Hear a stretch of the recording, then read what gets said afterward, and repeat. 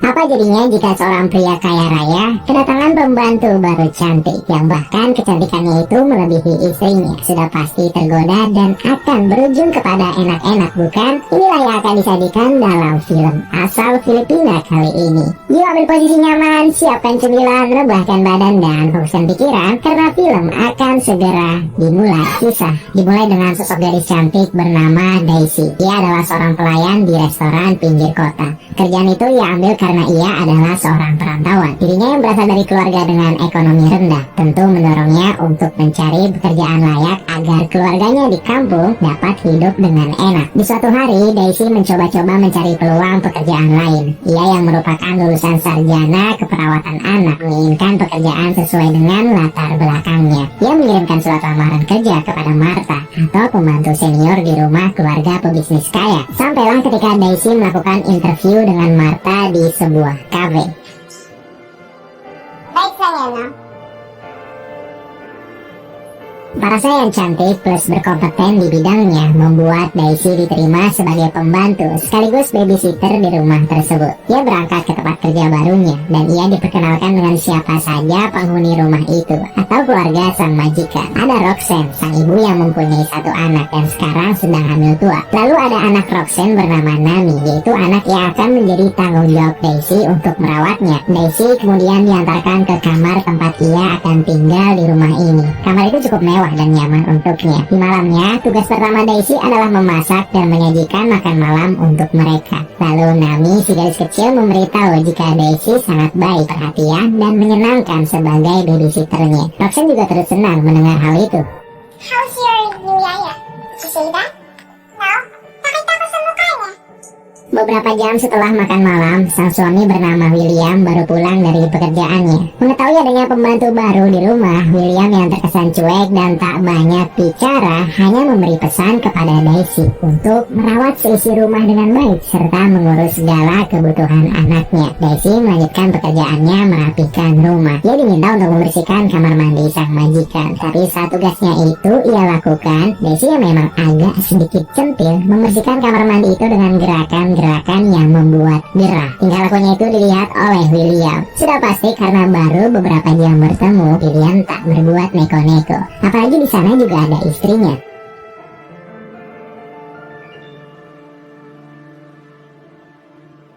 Waktu terus berjalan hingga tibalah akhir pekan. William bersama keluarganya merencanakan liburan ke villa milik mereka. Daisy tentu ikut karena dibutuhkan untuk mengurus anak mereka, Nami. Tibalah mereka di villa mewah atas bukit yang di bawahnya terpampang luas pemandangan indah lautan. Malamnya mereka menghabiskan waktu bersama. Nami meminta untuk berenang dan Daisy juga ikut berenang untuk mengawasinya. Gadis kecil ini menggunakan pakaian yang membuat Johnny gerah. William curi-curi tatap menatap gadis muda pembantu barunya itu.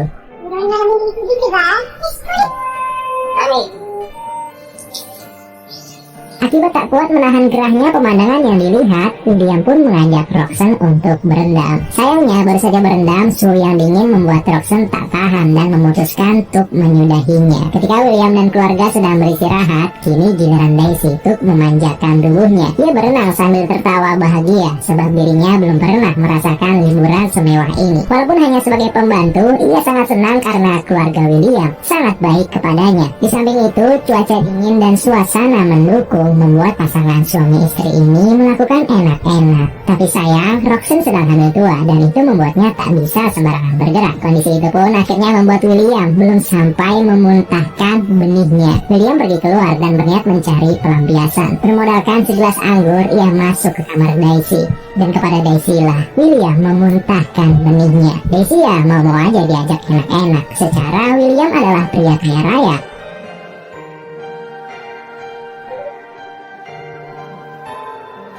Keesokannya mereka pulang dari villa itu. Setelah kejadian semalam, di dalam mobil, Daisy dan William semakin sering curi-curi tatap. Daisy yang kepincut Johnny William menggunakan riasan di wajahnya ketika bekerja. Jelas itu ia lakukan demi memikat hati seorang William agar mau melakukannya lagi. Pekerjaan rumah demi pekerjaan rumah dibereskan oleh Daisy. Di sela-sela pekerjaan itu pula, ia dan William selalu saling menatap selagi ada kesempatan.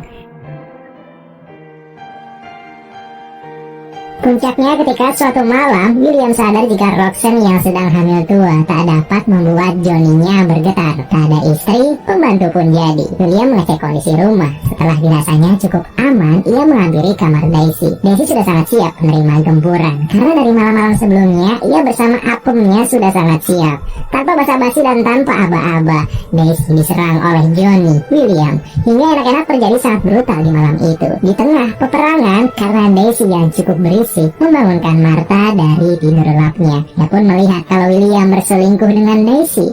Namun Martha memutuskan untuk bungkam melihatnya. Keesokannya Daisy bekerja seperti biasa. Tapi pemandangan tak biasa kala itu adalah William memanggil Daisy dan ia memberikan cek yang nilai uangnya sangat besar. Maksud pemberian cek itu adalah William ingin agar Daisy tutup mulut atas permainan mereka. Daisy pergi menyendiri. Ia sangat tak menyangka telah menerima uang sebanyak itu. Martha yang sudah memata-matainya sedari tadi menghampirinya, lalu bercerita bagaimana kisah terbentuknya keluarga ini. Dikisahkan kalau dahulu Martha dan Ibu Roxanne merupakan pembantu yang bekerja di rumah William. Ibu William sangat baik kepada mereka, sampai-sampai ibunya Roxanne yang sering membawa Roxanne bekerja membuat Roxanne dianggap seperti anak dari Ibu William sendiri. Hal itu pula telah menumbuhkan benih-benih cinta William kepada Roxanne dan meminang hingga hidup bahagia sampai sekarang ini. Martha pun tak ingin membiarkan perselingkuhan itu terlarut menjadi bencana. Ia pergi menemui Esther alias Ibu Roxanne. Martha bercerita kalau Roxanne sedang dalam bahaya sebab William bermain di belakang dengan pembantunya. Esther disarankan mengambil tindakan dan jangan sampai semuanya terlambat. Alam mo, sa totoo lang, isa pa yung anak ko eh.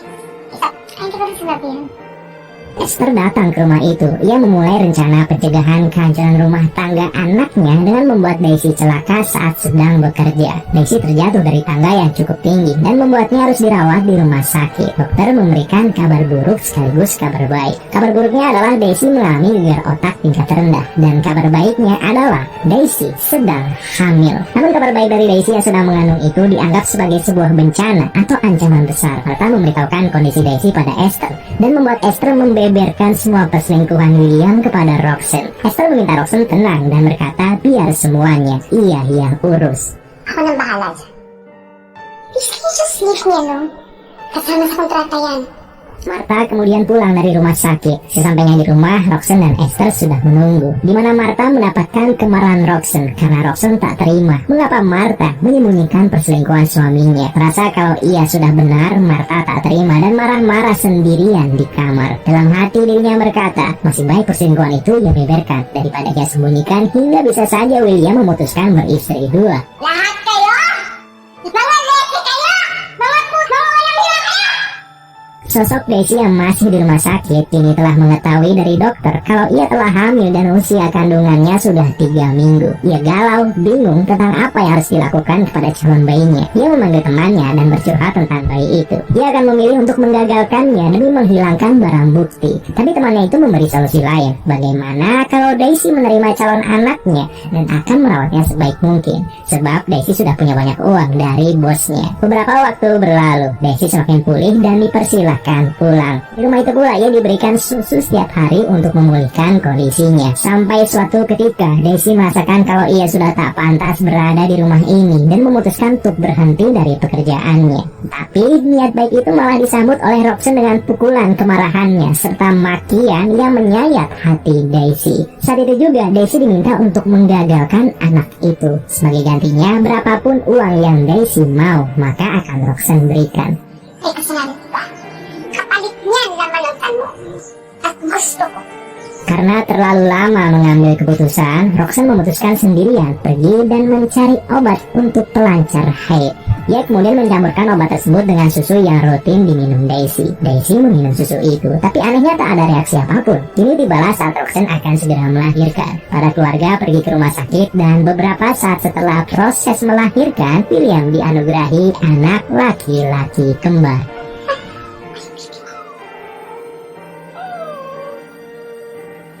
Setelah prosesi melahirkan itu, William pulang ke rumah sendirian untuk beristirahat. Saat ia masuk ke kamar, terkejutnya ia ketika melihat Daisy sedang berendam dalam bathtub di kamarnya. Hal itu ia lakukan untuk memberi ucapan selamat. Tiba-tiba saja Daisy berteriak kesakitan. Lebih tepatnya obat pelancar dari Roxanne telah bekerja. Mengetahui kalau kejadian yang dialami Daisy adalah disengaja, William tak terima dan bertanya-tanya siapa orang yang tega melakukan itu. Ia pun berkata sebenarnya ia mau menerima anak Daisy dan akan menjadikannya istri kedua. Merasa kalau keluarga ini sedang berada di ujung tanduk, Martha menemui Daisy, memberikannya uang dan memintanya lekas pergi dari rumah ini. Ia juga mengaku kalau awal ketahuannya perselingkuhan ini adalah ulahnya.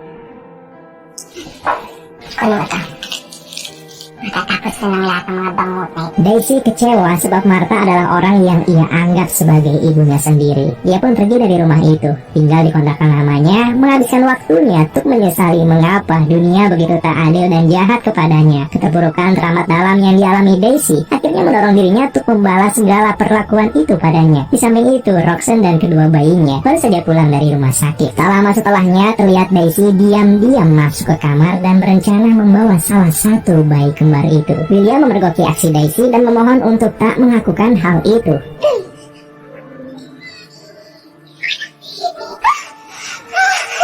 Akhirnya Daisy pun mengurungkan niatnya. Setelah kejadian itu, William bersama penghuni rumah mengadakan pertemuan dan membahas kalau Daisy telah menyelip masuk serta akan membawa salah satu bayi mereka. Roxanne kini merasa tak aman selama Daisy masih berkeliaran di luar sana. Ia meminta Martha menangani masalah ini. Tetapi terkejutnya, sikap yang tak pernah ditunjukkan oleh Martha yaitu ia melawan perintah bosnya. Ia benci dengan drama-drama bodoh di rumah ini. Di tengah kondisi memanas itu, tiba-tiba Daisy muncul. Daisy berkata kepada mereka kalau ia sangat frustasi dan membenci mereka semua. Dari jauh William memohon maaf atas segala kesalahannya. Begitupun Roxanne yang memohon maaf serta meminta Daisy tak merencanakan niat jahat kepada mereka. Tapi tiba-tiba saja Daisy mengambil tali yang sudah ia siapkan. Tali itu terikat kuat di lampu gantung. Ia melompat serta menyalakan api demi melengkapi aksi nekatnya itu.